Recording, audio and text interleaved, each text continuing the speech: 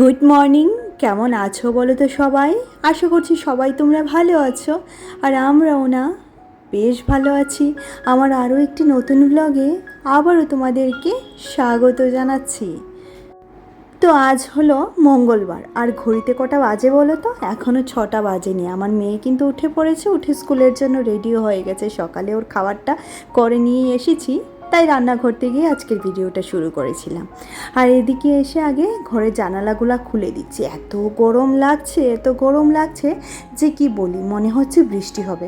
গতকালকেও সে স্কুলে যাওয়ার সময় ভিজে গেছে, আজকে না জানি ভিজে যায় নাকি বুঝতে পারছি না। তবে ভীষণ পরিমাণে মেঘ করেছে এই মুহূর্তে নামলো বলে।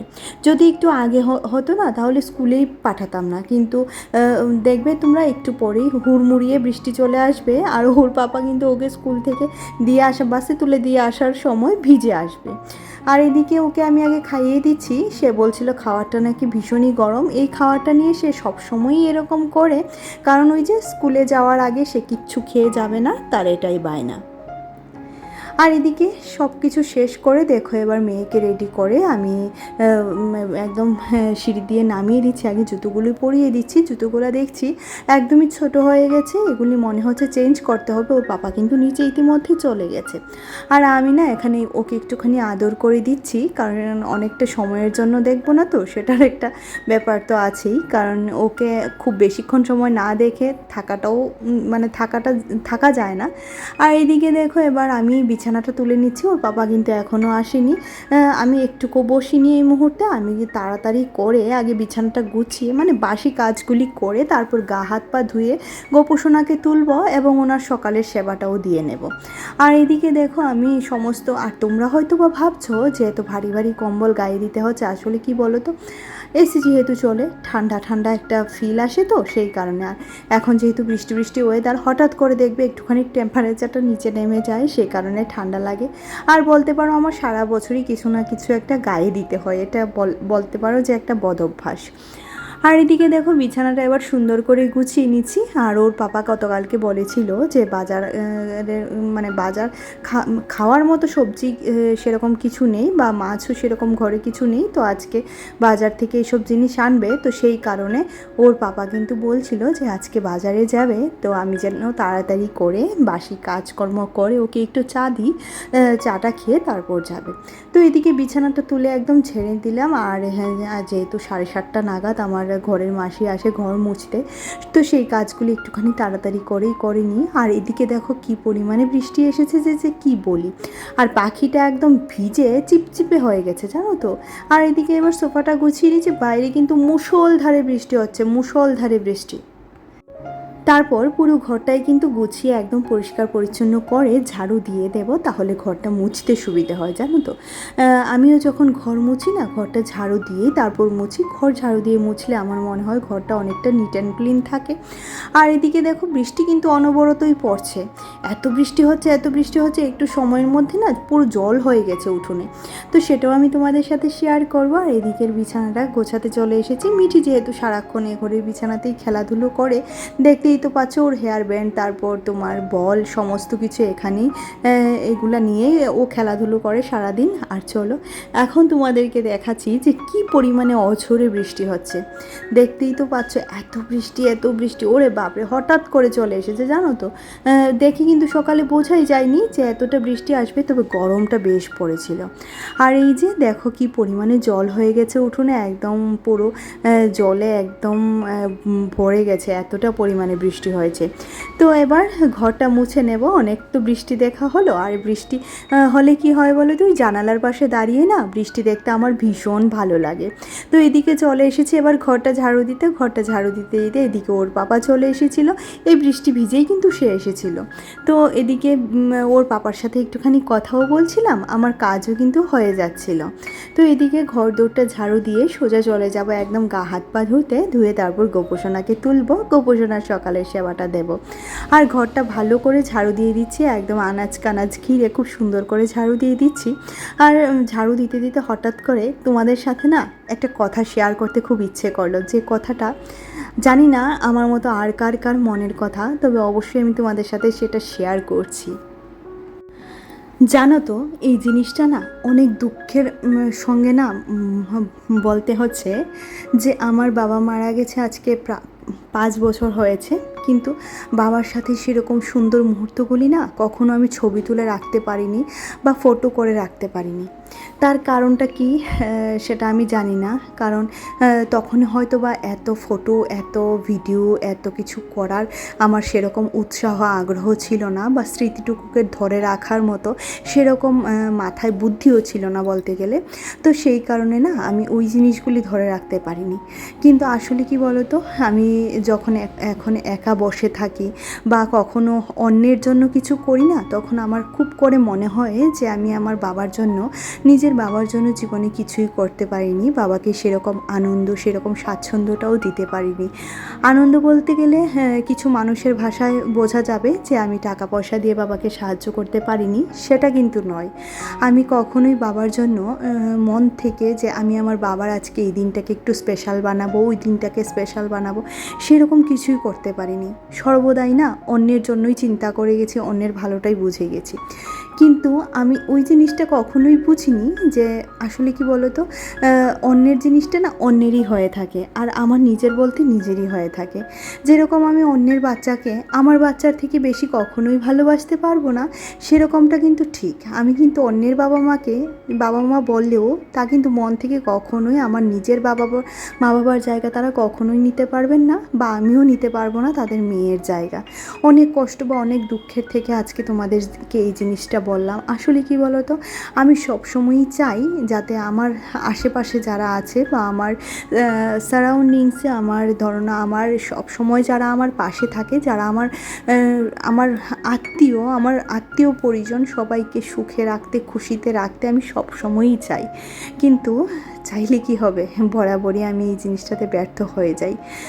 যখনই নিজের মনে করে কোনো কিছু আবদার করি, তখনই সেটা নাতে পরিবর্তন হয়ে যায়। আসলে কি বলো তো, মানুষ এতটাই এখন নিজের জন্য ব্যস্ত হয়ে গেছে যে তারা অন্যের জন্য ভাবতেই ভুলে গেছে। সেরকম আমি কিন্তু কখনোই নই। আমার সবসময়ই মনে হয় যে অন্যের জন্য ভাবাটা সবার আগে দরকার। আমার মা বাবা আমাকে এই শিক্ষা দিয়েই বড় করেছেন যে নিজের কথাটা ভাবার আগে অন্ততবার একবার হলেও অন্ততপক্ষে অন্যের কথাটা একবার ভেবো। তো সেই শিক্ষাতেই বড় হয়েছি, আর সেই শিক্ষাতেই জীবনটাকে এখনও চালিয়ে নিয়ে যাচ্ছি। তবে ওই যে বলে না যে গোপোষণা যেটা ভালো মনে করে আমার জন্য রেখেছেন, সেটাই কিন্তু আমি পাবো। তার থেকে কম নয়, তার থেকে বেশি নয়, সেরকমটাই আমি পাবো। তো সেই কারণে সেই আশাতেই বসে আছি, যদি কোনো দিন গোপোষণা একটুখানি মুখ তুলে তাকান, তো সেই আশাতেই বসে আছি। তবে চাওয়ার আমার জীবনে কিছু নেই, আক্ষেপের কিছু নেই যে ওই জিনিসটা আমি পেলাম না বা এই জিনিসটা আমি পেয়েছি, সেটা আমি কখনোই এরকম মানি না। মনে হয় আজকে যেটা আমার কাছে আছে সেটা হয়তো বা আগামীকাল আমার কাছে নাও থাকতে পারে। তাই আমি সকলকে নিয়ে ভালোবেসে আনন্দে থাকতে পছন্দ করি, কিন্তু এই জিনিসটা আবার সকলের ভালো লাগে না। আনন্দে থাকা, সুখে থাকা, ভালো থাকা, সেই জিনিসটা দেখবে সকলের কিন্তু আবার ভালো লাগে না, তাই না? আমি নিজের জীবনটাকে যতটা সরল স্বাচ্ছন্দ্য দিয়ে ভরিয়ে রেখেছি, ততটা চাই সকলের জীবনকে সরলতা এবং স্বাচ্ছন্দ্য দিয়ে ভরিয়ে রাখতে, কিন্তু সেটা কিছুতেই সম্ভব নয়। কারণ একটা শ্বশুরবাড়িতে তুমি যতই খাটো না কেন, যতই যা কিছু করো না কেন, বাড়ির বউয়ের নাম কখনোই হয় না। সেটাই স্বাভাবিক, সেটাই কিন্তু একদম সত্যি কথা। সেটা কেউ মানো কি না মানো, আমি কিন্তু এটা অক্ষরে অক্ষরে মানি। তুমি যতই যা করো, যতই যা ভালোবাসা দাও, তুমি কিন্তু রিটার্নে কিছুই পাবে না।